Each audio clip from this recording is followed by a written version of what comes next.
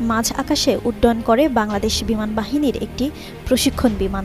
সঙ্গে সঙ্গে এটি বিধ্বস্ত হয়ে পড়ে ঢাকার উত্তরার মাইলস্টোন স্কুল অ্যান্ড কলেজের মাঠে। মুহূর্তেই আগুন জ্বলে যায়।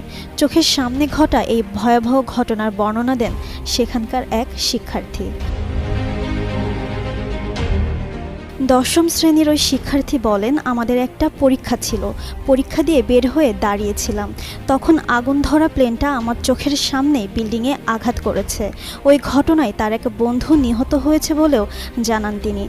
বাংলাদেশের প্রথম 5D AI ইনভার্টার যুক্ত সর্বোচ্চ বিদ্যুৎ সাশ্রয়ী যমুনা এয়ার কন্ডিশন। বলেন, আমার একটা বেস্ট ফ্রেন্ড যে পরীক্ষার হলে একসঙ্গে ছিল, আমার চোখের সামনে মারা গেছে। ওই শিক্ষার্থী আরও বলেন, স্কুল গেটের ভেতরে অনেক অভিভাবক দাঁড়িয়েছিলেন আর ছোটরা বের হচ্ছিল ছুটির সময়।